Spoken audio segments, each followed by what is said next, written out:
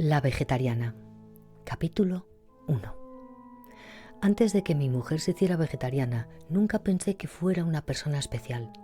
Para ser franco, ni siquiera me atrajo cuando la vi por primera vez. No era ni muy alta ni muy baja, llevaba una melena ni larga ni corta, tenía la piel seca y amarillenta, sus ojos eran pequeños, los pómulos algo prominentes, y vestía ropas sin color, como si tuviera miedo de verse demasiado personal. Calzada con unos zapatos negros muy sencillos, se acercó a la mesa en la que yo estaba sentado con pasos que no eran ni rápidos ni lentos, ni enérgicos ni débiles. Si me casé con ella fue porque, así como no parecía tener ningún atractivo especial, tampoco parecía tener ningún defecto en particular. Su manera de ser sobria y sin ninguna traza de frescura, ingenio o elegancia me hacía sentir a mis anchas. No hacía falta que me mostrara culto para atraer su atención, ni tenía que darme prisa para llegar a tiempo a nuestras citas. Tampoco había razón para que me sintiera menos cuando a solas me comparaba con los modelos que aparecían en los catálogos de moda masculina. Ni mi barriga, que había comenzado a abultar a partir de los 20 y tantos, ni mis delgados brazos y piernas, que no ganaban músculo a pesar de los esfuerzos que hacía, ni siquiera mi pequeño pene, que era la causa de un secreto complejo de inferioridad, me preocupaban lo más mínimo cuando estaba con ella. Nunca he pretendido más de lo que creo merecer. Cuando era pequeño me las di de bravucón en las calles, poniéndome al frente de una banda de niños que eran menores que yo. Cuando me hice mayor, solicité ingresar en la universidad que me concedía la beca más jugosa y luego me di por satisfecho entrando en una pequeña compañía que, además de apreciar mi escasa capacidad, me entregaba todos los meses un sueldo modesto. Así pues, fue natural que eligiera casarme con ella, que tenía el aspecto de ser la mujer más corriente del mundo. De hecho, jamás he podido sentirme cómodo con las mujeres bonitas, inteligentes, sensuales o provenientes de familias adineradas. Tal como lo había esperado, mi mujer se ajustó sin problemas al rol de esposa común y corriente que yo deseaba. Todas las mañanas se levantaba a las 6 y me preparaba el desayuno: arroz, sopa y un trozo de pescado. También continuaba haciendo los trabajos temporales que desempeñaba de soltera, lo que constituía una aportación, si bien modesta, a la economía familiar. Era profesora asistente en una academia de computación gráfica, donde había estudiado un año, y en casa trabajaba por encargo, transcribiendo los textos a los globos de diálogo de las historietas. Era más bien callada.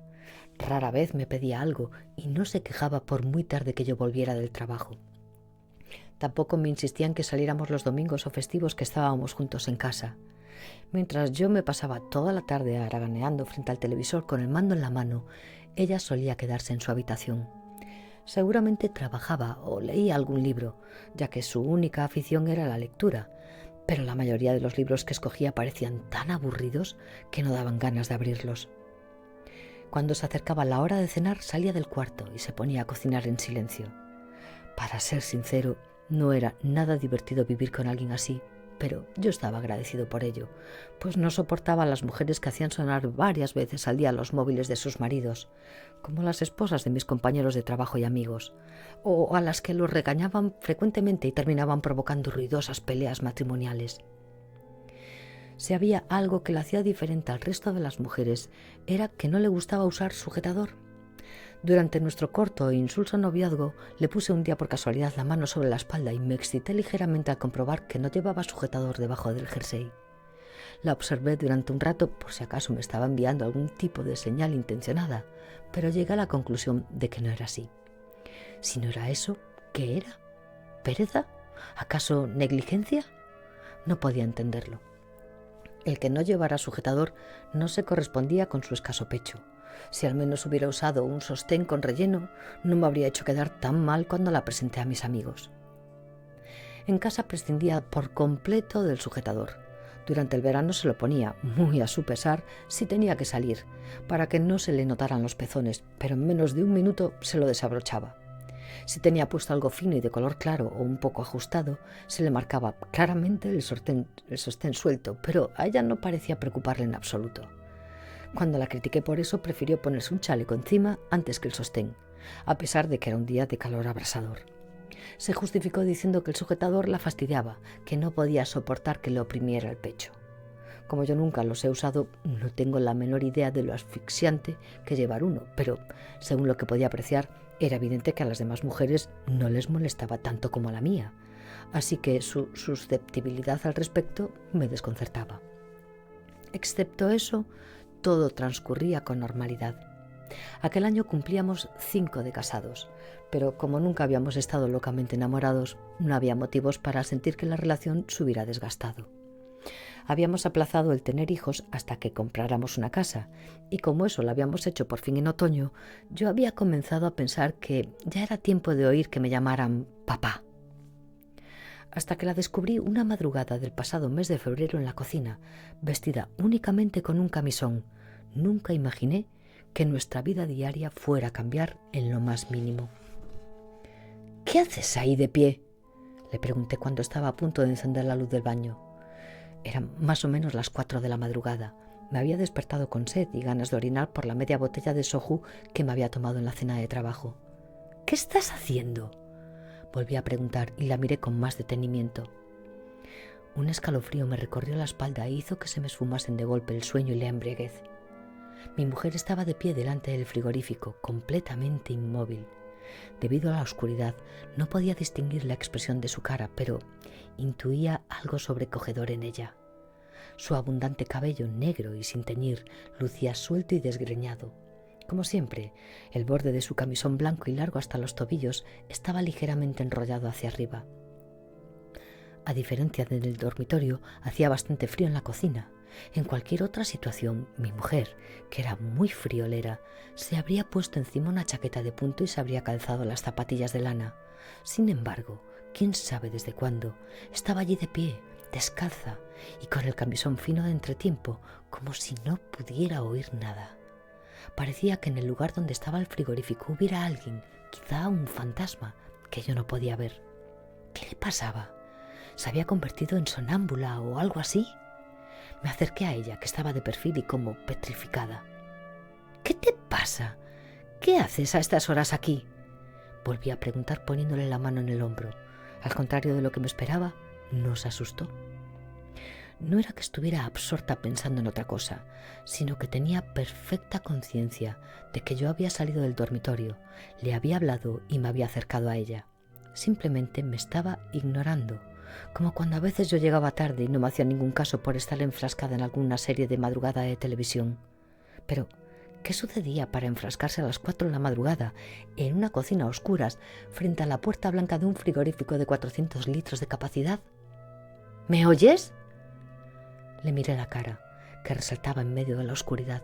Tenía unos ojos fríos y centelleantes que nunca le había visto y mantenía los labios firmemente apretados. «He tenido un sueño», respondió por fin con voz fuerte y clara. «¿Un sueño? ¿De qué hablas? ¿No sabes la hora que es?». Me dio la espalda y se dirigió con lentitud al dormitorio. Al cruzar el umbral, estiró el brazo sin darse la vuelta y cerró silenciosamente la puerta. Me quedé solo en la cocina a oscuras, mirando la puerta que se había tragado su silueta blanca. Entré en el baño y encendí la luz. Estábamos a 10 grados bajo cero desde hacía varios días. Me había duchado hacía unas horas, así que las zapatillas de plástico salpicadas de agua estaban todavía húmedas. Se podía sentir la gélida soledad de la estación invernal en el agujero negro del extractor de aire que había sobre la bañera, y en los azulejos y las losas de color blanco que cubrían las paredes y el suelo. Cuando entré en el dormitorio no se percibía ningún ruido del lado donde mi mujer dormía acurrucada.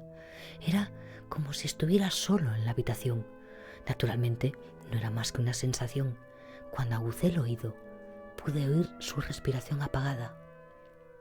No parecía la respiración de una persona dormida. Estirando la mano hubiera podido tocar su piel tibia, pero no quise hacerlo. Tampoco tuve ganas de dirigirle la palabra. Acostado y cubierto con el edredón, perdí el sentido de la realidad por un momento y me quedé mirando ausente la luz de la mañana invernal que entraba a través de las cortinas blancas.